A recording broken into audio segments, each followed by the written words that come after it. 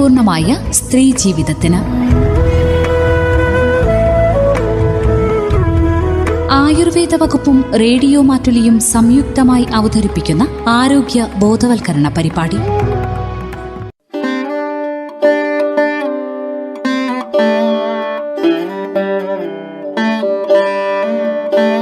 നമസ്കാരം. തന്മയിലേക്ക് പ്രിയ ശ്രോതാക്കൾക്ക് സ്വാഗതം. മാറിട ആരോഗ്യത്തെക്കുറിച്ചാണ് തന്മയുടെ കഴിഞ്ഞ 2 അധ്യായങ്ങളിൽ ശ്രോതാക്കൾ കേട്ടുവന്നത്. ഈ വിഷയവുമായി ബന്ധപ്പെട്ടുള്ള തുടർന്നുള്ള ഭാഗം കേൾക്കാം. ഇന്നത്തെ അധ്യായത്തിൽ വിവരങ്ങൾ പങ്കുവയ്ക്കുന്നത് മാനന്തവാടി W ആയുർവേദ സ്ത്രീരോഗ സ്പെഷ്യാലിറ്റി ക്ലിനിക്കിലെ ഡോക്ടർ ശ്രുതി EJ.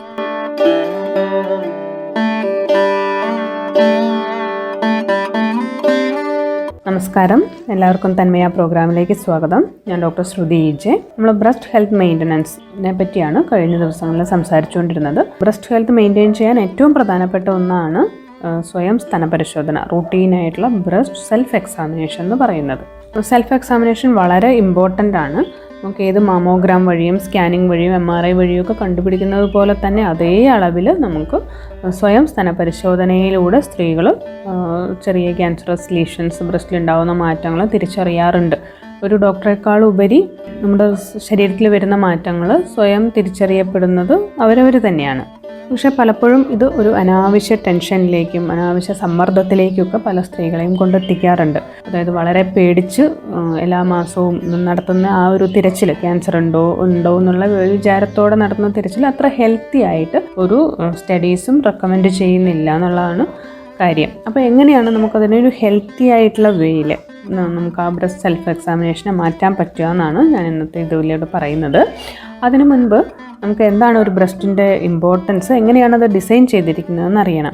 മസിൽസ് ഇല്ലാത്ത ഒരു അവയവമാണ്. അവയവം എന്ന് പറയുന്ന ഒരു ഗ്രന്ഥിയാണ് ബ്രസ്റ്റ് എന്ന് പറയാം. അതിൽ മിൽക്ക് ഡക്റ്റുകൾ, അതായത് പാലുൽപാദിപ്പിക്കുന്ന ഗ്രന്ഥികളുണ്ട്. കൊഴുപ്പ്, മേജർ പോർഷൻ ഒരു കൊഴുപ്പാണ് അടങ്ങിയിരിക്കുന്നത്. പിന്നെ ഇതിനെ തമ്മിൽ ബന്ധിപ്പിക്കുന്ന ഫൈബ്രസ് നാരുകൾ പോലെയുള്ള ചില ടിഷ്യൂസും കൂടെ ചേർന്നതാണ് ബ്രസ്റ്റ്. മസിൽസ് അതിനെ നെഞ്ചിനോട് ചേർത്ത് നിർത്തുന്നിടത്ത് മാത്രമാണ് മസിലിൻ്റെ ഒരു പ്രസൻസ് ഉള്ളത്.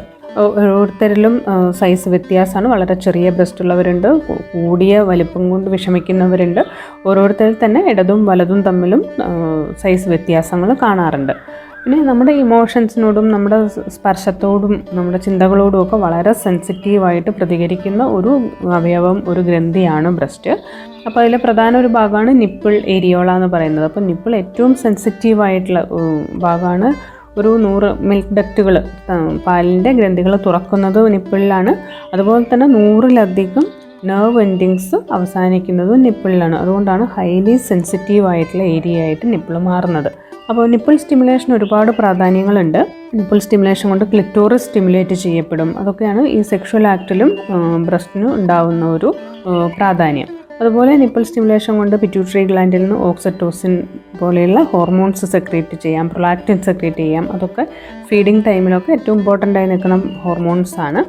ആ ഹോർമോൺസ് യൂട്രസ് കൺട്രാക്ട് ചെയ്യിക്കാനും പെൽവിക് ഫ്ലോർ കൺട്രാക്ട് ചെയ്യിക്കാനൊക്കെ പ്രധാന പങ്ക് വഹിക്കുന്ന ഹോർമോൺസാണ്. നമുക്ക് മിക്കവായിട്ടും അറിയാം, അമ്മമാർ അനുഭവിച്ചിട്ടുള്ളതായിരിക്കും, കുഞ്ഞുങ്ങൾ നിർത്താതെ കരയുമ്പോൾ തന്നെ പാല് ഒഴുകി വരുന്ന ഇത് സാധാരണമാണ്. അപ്പോൾ അങ്ങനെ ഒരു ചിന്തയോടും അങ്ങനെയുള്ള എക്സ്റ്റേണൽ സ്റ്റിമുലസിനോട് പോലും വളരെ ഇൻ്റലിജൻ്റ് ആയിട്ട് പ്രതികരിക്കുന്ന വളരെ പ്രധാനപ്പെട്ട ഒരു അവയവമാണ്. മറ്റ് അവയവങ്ങളില്ലാത്ത ഒരുപാട് പ്രത്യേകത ഫീമെയിൽ ബ്രസ്റ്റിനുണ്ട്.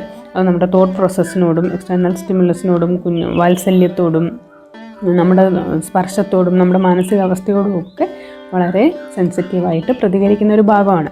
ഇത്രയും ഞാൻ പറഞ്ഞത് ഇത്. അപ്പോൾ നമ്മളുടെ ബ്രസ്റ്റിനെ തൊടുന്നതും നമ്മളുടെ ചിന്തകളും നമ്മൾ ഏത് രീതിയിലാണ് അതിനെ അപ്രോച്ച് ചെയ്യുന്നത് എന്നുള്ളതൊക്കെ വളരെ പ്രധാനപ്പെട്ട ഒരു വിഷയം തന്നെയാണ്.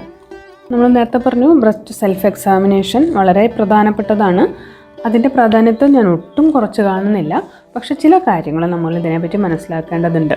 ഞാൻ 2 പഠനങ്ങളെപ്പറ്റി ഇവിടെ സൂചിപ്പിക്കാം. ഒന്ന് 2002 ചൈനയിലെ ഷാൻഗായ് എന്ന് പറഞ്ഞ സ്ഥലത്ത് നടന്ന journal of the national cancer ഇൻസ്റ്റിറ്റ്യൂട്ടിൽ പ്രസിദ്ധീകരിച്ച ഒരു റാൻഡമൈസ്ഡ് ട്രയൽ ഉണ്ട്. അതിൽ 2,60,000-ലധികം സ്ത്രീകളെ തിരഞ്ഞെടുക്കുകയും അവരെ 2 വിഭാഗമായിട്ട് തിരിക്കുകയും അതിലൊരു വിഭാഗത്തെ എങ്ങനെയാണ് ബ്രസ്റ്റ് സെൽഫ് എക്സാമിനേഷൻ റൂട്ടീനായി ചെയ്യേണ്ടതെന്ന് വളരെ കൃത്യമായിട്ടും സയൻറ്റിഫിക്കായിട്ടും പഠിപ്പിച്ചു കൊടുക്കുകയും അത് 5 വർഷത്തെ ഒരു പഠനമായിരുന്നു. അത് 5 വർഷം അവർ കൃത്യമായിട്ടത് ഫോളോ ചെയ്യുന്നുണ്ടോ എന്ന് വോളണ്ടിയേഴ്സിനെ കൊണ്ട് കൃത്യമായി ഉറപ്പുവരുത്തുകയും ചെയ്തു. മറ്റേ പകുതി ഭാഗത്തെ സെൽഫ് എക്സാമിനേഷൻ പറ്റി ഒന്നും പഠിപ്പിച്ചിട്ടില്ല, അവരത് ഫോളോ ചെയ്യാൻ നിർബന്ധിച്ചിട്ടില്ല, ഒന്നും ചെയ്യാതെ ഒരു ഗ്രൂപ്പും കൃത്യമായിട്ട് ഫോളോ ചെയ്യുന്ന ഒരു ഗ്രൂപ്പും. 5 വർഷത്തെ പഠനത്തിന് ശേഷം പരിശോധിച്ചപ്പം 2 ഗ്രൂപ്പിലും ബ്രസ്റ്റ് ക്യാൻസർ കൊണ്ടുണ്ടാവുന്ന മോർട്ടാലിറ്റി, മരണനിരക്ക് സെയിം തന്നെയായിരുന്നു. പക്ഷേ പരിശോധിച്ച ഗ്രൂപ്പിൽ ബെനൈനായിട്ടുള്ള ലീഷൻസ്, അതായത് അപകടകാരി അല്ലാത്ത തടിപ്പുകൾ കണ്ടുപിടിക്കുന്നത് വളരെ കൂടുതലുമായിരുന്നു. അപ്പോൾ വേറൊരു സ്റ്റഡി റഷ്യയിലെ സെൻറ്റ് പീറ്റേഴ്സ്ബർഗിൽ നടത്തിയതിലും ഏകദേശം ഇതേ സെയിം റിസൾട്ട് തന്നെയാണ് പബ്ലിഷ് ചെയ്തിരിക്കുന്നത്. അപ്പോൾ ഇതുപോലെ ഒരുപാട് പഠനങ്ങൾക്ക് ശേഷം വളരെ റൂട്ടീനായിട്ട് എല്ലാവരും സെൽഫ് എക്സാമിനേഷൻ ചെയ്യണം എന്നുള്ള കാര്യം ചില ഹെൽത്ത് കെയർ ഓർഗനൈസേഷൻസ് ഒഴിവാക്കിയിട്ടുണ്ട്. എന്നാൽ കുടുംബത്തിൽ ബ്രസ്റ്റ് ക്യാൻസർ ടെൻഡൻസി ഉള്ളവർ, മുൻപേ ഒരു ക്യാൻസർ ശരീരത്തിൽ എവിടെയെങ്കിലും വന്നിട്ടുള്ളവരൊക്കെ അതിൻ്റെ ഇത് ബാധകമേ അല്ല. അവർ വളരെ കൃത്യമായിട്ട് സെൽഫ് എക്സാമിനേഷൻ ചെയ്യേണ്ടത് തന്നെയാണ്. പിന്നെ പലപ്പോഴും എത്ര കൃത്യമായിട്ട് ട്രെയിനിങ് കൊടുത്താലും, എത്ര കൃത്യമായി അറിയാവുന്ന ഡോക്ടേഴ്സും നഴ്സസ് പോലും ബ്രസ്റ്റ് സെൽഫ് എക്സാമിനേഷൻ വളരെ കൃത്യമായിട്ട് ചെയ്യാറില്ല എന്നുള്ളതാണ് സത്യം. അത് താല്പര്യമില്ലാത്തതായിരിക്കാം, അതിനോട് ഉള്ള പേടിയായിരിക്കാം, അങ്ങനെ പലതരം മാനസിക ഘടകങ്ങളായിരിക്കാം അതിൻ്റെ പിന്നിൽ. നമുക്കറിയാം, നമ്മുടെ ശരീരത്തിലൊരു അസുഖം ഉണ്ടോ, നമുക്കൊരു പ്രശ്നം ഉണ്ടോ എന്ന് അന്വേഷിച്ച് നടത്തുന്ന തിരച്ചിൽ അത്ര ഒരു സുഖമുള്ള കാര്യമല്ല അല്ലേ. നമ്മൾ വേറെ ഒരവയവത്തെയും അങ്ങനെ പരിശോധിക്കാറില്ല എന്നുള്ളതാണ് സത്യം. വേറെ എവിടെയും എന്തെങ്കിലും പ്രശ്നം ഉണ്ടോ എന്ന് നമ്മൾ ഇടയ്ക്കിടയ്ക്ക് ചെക്ക് ചെയ്യാറില്ല. അപ്പോൾ ഇതൊക്കെ കൂടെ കൂട്ടി വായിക്കുമ്പോൾ ഇതിന് നല്ല ഹെൽത്തി ആയിട്ടുള്ളൊരു ഓൾട്ടർനേറ്റീവ് സൊല്യൂഷൻ വേണം, തീർച്ചയായിട്ടും വേണം. അപ്പോൾ അതിൻ്റെ ഏറ്റവും പ്രധാന കാരണം ആ സെൽഫ് എക്സാമിനേഷനോടുള്ള ഒരു മൈൻഡ് സെറ്റ്, നമ്മുടെ ഒരു അപ്രോച്ച് മാറണം എന്നുള്ളതാണ്. അപ്പോൾ പേടിച്ച് നടത്തുന്ന ആ ഒരു അന്വേഷണത്തിന് പകരം നമുക്ക് കുറച്ചുകൂടെ ലവബിളായിട്ടും ഇത്തിരി കെയർഫുള്ളായിട്ടും നമുക്ക് ബ്രസ്റ്റിനെ കൺസിഡർ ചെയ്യാനും അപ്രോച്ച് ചെയ്യാനും പറ്റണം. എക്സാമിനേഷൻ ചെയ്യുമ്പോൾ നമ്മൾ എന്താണ് ചിന്തിക്കുന്നത് എന്നുള്ളത് ബേസിക്കായിട്ട് മാറണം. അതിന് ആദ്യം തന്നെ ചെയ്യേണ്ടത് ഒരു ഹെൽത്ത് കെയർ പ്രാക്ടീഷണറുടെ അടുത്ത് ചെന്ന്, ഒരു ഗൈനക്കോളജിസ്റ്റിൻ്റെ അടുത്ത് ചെന്ന് നമ്മുടെ ഇപ്പോഴത്തെ ബ്രസ്റ്റിൻ്റെ കണ്ടീഷൻ എല്ലാം ഓക്കെ ആണ് എന്നും എങ്ങനെയാണ് ഒരു നോർമൽ ബ്രസ്റ്റ് നമുക്ക് സ്വയം ഫീൽ ചെയ്യുക എന്നുള്ളതും കൃത്യമായിട്ടൊരു ഡോക്ടറുടെ അടുത്തു നിന്ന് അത് കൃത്യമായിട്ട് ട്രെയിൻ ചെയ്തിട്ട് വരിക. എന്തൊക്കെ തടിപ്പുകളാണ്, പിന്നെ ബ്രസ്റ്റിൽ വരുന്ന എല്ലാ തടിപ്പുകളും മുഴകളും നീർക്കെട്ടുകളും ഒന്നും നമുക്ക് ക്യാൻസറുമായിട്ട് ബന്ധപ്പെടുത്താവുന്ന കാര്യമേ അല്ല. കാരണം ഏത് ഹോർമോണൽ ചേഞ്ചിനോടും വളരെ സെൻസിറ്റീവായിട്ട് പ്രതികരിക്കുന്ന ഒരു ഭാഗമാണ് ബ്രസ്റ്റ്. പീരീഡ്സിന് മുൻപ് ഉണ്ടാകുന്ന ഹോർമോണൽ ചേഞ്ച് വഴി ബ്രസ്റ്റിൽ കല്ലിപ്പ്, തടിപ്പ്, നീർക്കെട്ടും ഒക്കെ വളരെ വ്യത്യസ്ത അനുപാതത്തിൽ പലരിലും കാണാറുണ്ട്. അപ്പോൾ അതൊക്കെ, പിന്നെ വേദനകളൊന്നും ഒരിക്കലും ബ്രസ്റ്റ് ക്യാൻസറിൻ്റെ ലക്ഷണമല്ല. എപ്പോഴും ക്യാൻസറസ് ലീഷൻസ് എപ്പോഴും ഹാർഡായിരിക്കും. അതായത് നമ്മുടെ നെറ്റിയിൽ എങ്ങനെ തൊടുന്നോ അതേ കട്ടിയോടെയുള്ള വളരെ വേദനയില്ലാത്ത ചെറിയ ഭാഗങ്ങളായിരിക്കും ബ്രസ്റ്റ് ക്യാൻസർ ലീഷൻ എന്ന് പറഞ്ഞാൽ. അല്ലാതെ വരുന്ന തടിപ്പുകളും കട്ടികളും ഒന്നും ക്യാൻസറുമായിട്ട് ബന്ധപ്പെടുന്നതുവരെയല്ല. അപ്പോൾ അതാദ്യം മനസ്സിലാക്കണം. അത് ഒരു കൃത്യമായ ഡോക്ടറുടെ അടുത്ത് ചെന്ന് തന്നെ അതിന് തമ്മിലുള്ള വ്യത്യാസങ്ങളും നമ്മുടെ ബ്രസ്റ്റ് സ്വയം ഡോക്ടറുടെ മുന്നിൽ വെച്ച് പരിശോധിച്ച് ഉറപ്പുവരുത്തി പഠിച്ചിട്ട് തന്നെ വരിക. അതിനുശേഷം നമ്മൾ വീട്ടിൽ നിന്ന് സെൽഫ് എക്സാമിനേഷൻ ചെയ്യുമ്പോൾ ഒന്ന് കൈകൾ തിരുമ്മി ചൂടാക്കുക. കവർ ദ ബ്രസ്റ്റ്, അതായത് ഒരു വിഷ്വലൈസിങ്, അതായത് നമ്മുടെ കയ്യിലൂടെ നമ്മുടെ ഒരു ലവും നമ്മുടെ ഒരു കെയറും ബ്രസ്റ്റിലേക്ക് കൊടുക്കുന്ന പോലെ ഒരു വിഷ്വലൈസ് ചെയ്തിട്ട് തന്നെ ബ്രസ്റ്റിനെ തൊടാൻ ശ്രമിക്കുക. അങ്ങനെ നമ്മുടെ കൈ ബ്രസ്റ്റിന് മുകളിൽ വെക്കുമ്പോൾ തന്നെ ഒരു സർക്കുലേഷൻ കൂടുന്നതും ഒരു ടിംഗ്ലിംഗ് സെൻസേഷൻ ഫീൽ ചെയ്യുന്നതൊക്കെ നമുക്ക് വ്യക്തമായിട്ട് മനസ്സിലാവും. നമ്മുടെ കോൺസെൻട്രേഷൻ ആ ഭാഗത്തേക്ക് വരുമ്പം ആ ബ്രസ്റ്റ് ടിഷ്യൂവിന് അതിനുള്ള മാറ്റങ്ങൾ നമുക്ക് ഫീൽ ചെയ്യാൻ പറ്റും. അപ്പോൾ ആ പേടിച്ചുള്ള തിരച്ചിൽ നിർത്തി നമുക്ക് എന്നും കുളിക്കുമ്പോഴും ഇത് ചെയ്യാൻ സാധിക്കും അല്ലേ. ബ്രസ്റ്റ് നമ്മൾ ഫേസ് മസാജ് ചെയ്യാറുണ്ട്, ഹെയർ സ്പാ ചെയ്യാറുണ്ട്, അതുപോലെയൊക്കെ തന്നെ നമ്മൾ എന്നും റൂട്ടീനായിട്ട് നമുക്കൊരു ബ്രസ്റ്റ് കെയറും കൊടുക്കാവുന്നതാണ്. ഒന്ന് സ്കിൻ ടച്ച്, നമ്മൾ പുറമേലൂടെ ടച്ച് ചെയ്ത് നോക്കുക. നമ്മുടെ കാഴ്ചയിൽ എല്ലാവരും ബാത്റൂമിലൊരു നല്ലൊരു മിറർ സെറ്റ് ചെയ്യുന്നത് പോലും നല്ലതാണ്. ആ കാഴ്ചയിലുണ്ടാകുന്ന വ്യത്യാസം, 2 ബ്രസ്റ്റും തമ്മിലുള്ള വ്യത്യാസമൊക്കെ നമുക്ക് പെട്ടെന്ന് നോട്ട് ചെയ്യാൻ പറ്റും. അതുപോലെ ഡീപ്പ് പ്രഷർ കൊടുക്കുമ്പം അത് നിന്നിട്ടും ചെയ്യാം, നമുക്ക് കിടന്നിട്ട് ചെയ്താൽ കുറച്ചുകൂടെ ഈസി ആയിട്ട് നമുക്കതൊക്കെ പാൽപ്പേറ്റ് ചെയ്യാനും കൃത്യമായിട്ട് കിട്ടും.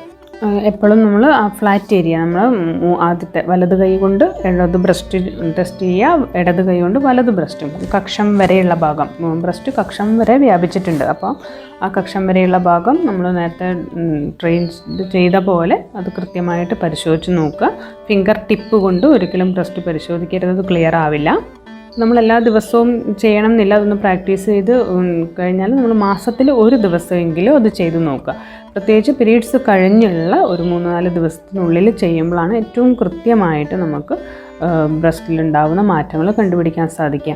ഈ പണ്ട് കാലത്ത് നമുക്കറിയാം മെൻസസ് കഴിഞ്ഞൊരു വിശദമായൊരു കുളി ഉണ്ടാവും എല്ലാവർക്കും അല്ലേ, എണ്ണ തേച്ച് ബെഡ്ഷീറ്റൊക്കെ കഴുകിയൊക്കെ കുളിക്കാൻ. ഇപ്പോഴൊന്നും അതിനത്ര പ്രാധാന്യമില്ല, പക്ഷേ അത് നമ്മൾ ഒരു സയൻറ്റിഫിക് ആയിട്ട് തിരിച്ചു കൊണ്ടുവരുന്നത് പലപ്പോഴും നല്ലതാണ്. എണ്ണ തേച്ച് വിശദമായിട്ട് കുളിക്കാം. ആ കുളിയെ തന്നെ നമുക്ക് വളരെ മനോഹരമാക്കാം. എങ്ങനെയെന്ന് വെച്ചാൽ ഒരു ഫേവറേറ്റ് മ്യൂസിക് നമുക്ക് വെക്കാം, ഒരു ലാവൻഡർ പോലെ റോസ് പോലെയുള്ള എസെൻഷ്യൽ ഓയിൽ, നല്ല ഫ്രാഗ്രൻസ് ഉള്ള എസെൻഷ്യൽ ഓയിൽ ചേർക്കാം കുളിക്കുന്ന വെള്ളത്തിൽ. അത് അങ്ങനെ ഒരു കുളിക്കാൻ വേണ്ടി നമ്മൾ ഫ്രീ ആയിട്ടൊരു ദിവസം അതിന് വേണ്ടി തിരഞ്ഞെടുക്കാം, പീരീഡ്സ് കഴിഞ്ഞ് ബ്ലീഡിംഗ് ഒക്കെ നിന്നതിന് ശേഷം.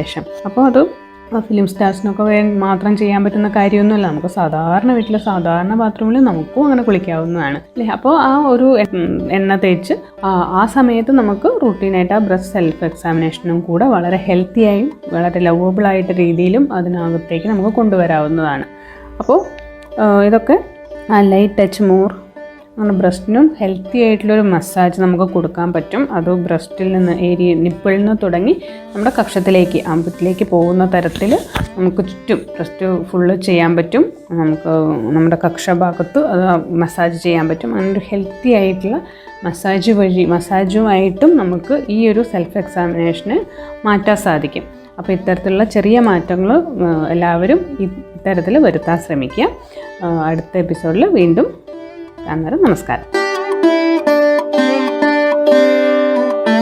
മാറിട ആരോഗ്യത്തെക്കുറിച്ചായിരുന്നു തന്മയുടെ കഴിഞ്ഞ 3 അധ്യായങ്ങളിലായി ശ്രോതാക്കൾ കേട്ടുവന്നത്. വിവരങ്ങൾ പങ്കുവച്ചത് മാനന്തവാടി W ആയുർവേദ സ്ത്രീരോഗ സ്പെഷ്യാലിറ്റി ക്ലിനിക്കിലെ ഡോക്ടർ ശ്രുതി ഈച്ചയാണ്.